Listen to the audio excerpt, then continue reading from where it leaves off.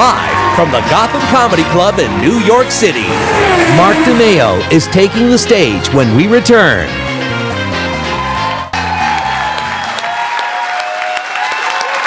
All right, welcome back to the show, everybody. Listen, it is time to keep it going. Let me not get in the way of funny. Ladies and gentlemen, please give it up for somebody who was recently retired from the New York Police Department. That's right, one of your own, Mr. Mark DeMayo. Everybody give it up for Mr. Mark DeMayo.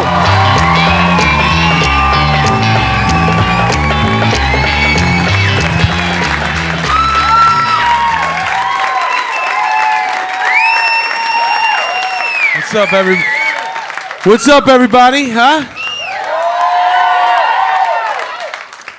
All right, my name is Mark. I'll tell you a little bit about myself. I was a New York City police officer for 20 years, and I just retired in June.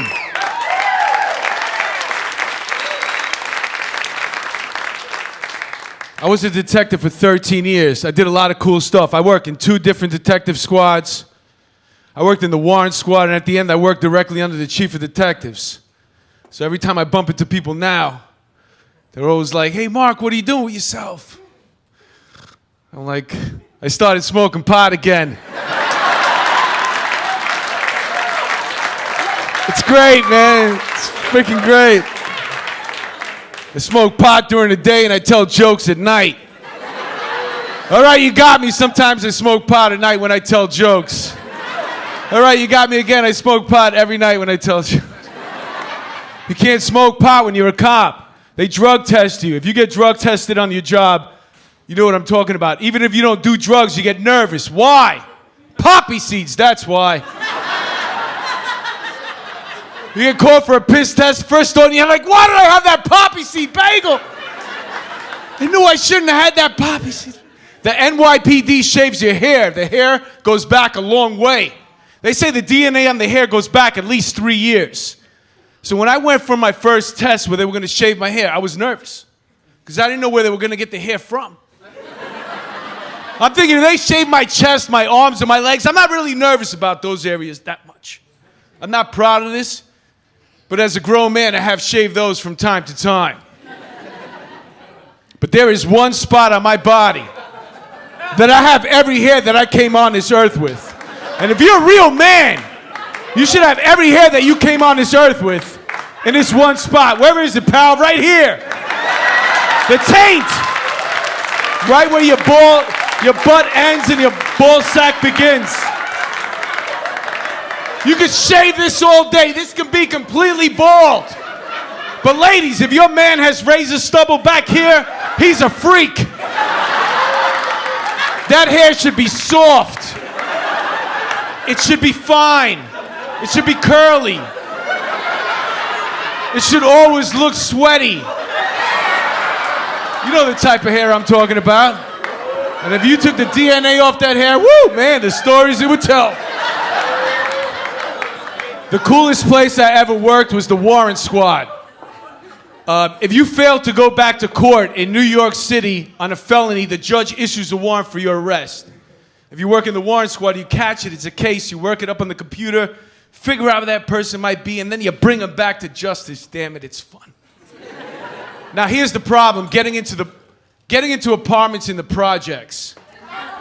Low income housing if you're not from New York City, because people in the projects never answer their door.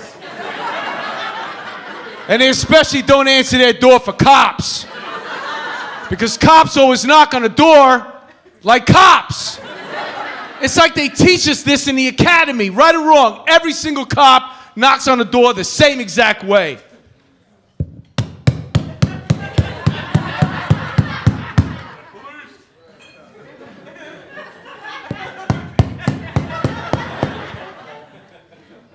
I don't care if you've never done anything wrong in your whole life. You're not answering the door for that. There's nothing good coming out of the other side of that door. I got into every single apartment I ever tried to get into. You know why? Because I grew up here in New York City. I knew how to knock on the door. This is the way I used to knock on the door to get into apartments in the projects.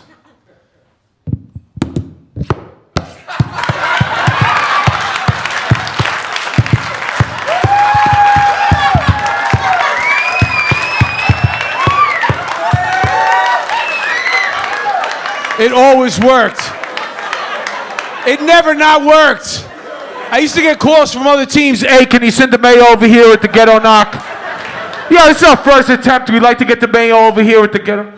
I always felt bad for the dude, because I could always see him dancing to get to the door. In my head. I could always see him like, boom, pat, pat, boom, pat, boom, pat, pat, boom, pat. Then he'd open it. Oh, shit! It's the detective with the ghetto knock. Flush the toilet! All right, listen, I'm going to tell you a true story.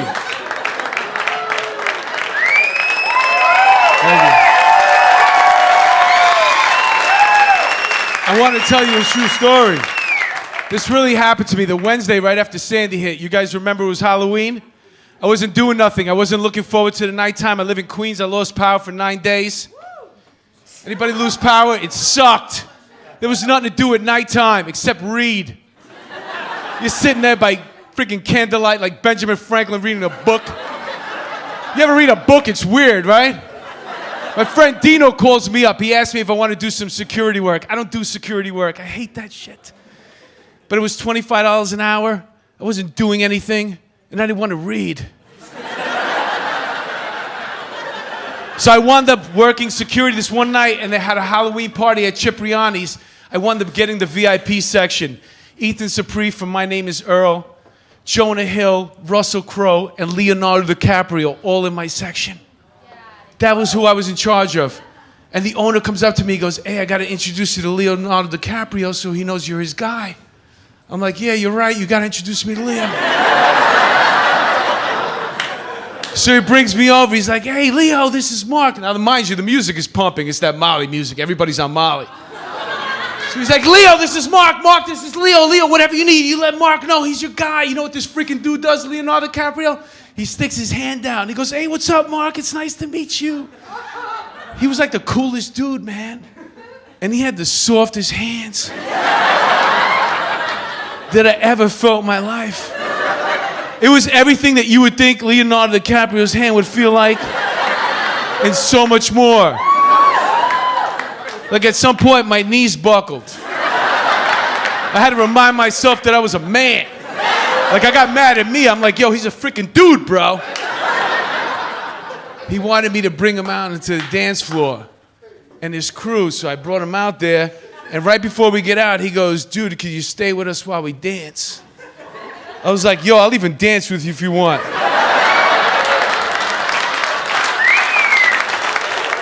Yo, I watched Leonardo DiCaprio dance the way Kevin Costner watched Whitney Houston, The Bodyguard. You cannot come within 10 feet of Leo. I knew who all the players were. I had scenarios in my head just in case. I had a dude doing this. I knew what I would do. I'd push Leo out of the way. I'd be like, Leo! I would have took a bullet for him, man. And I knew him 10 minutes. That's how cool he was. Thank you guys so much, man. You guys are great.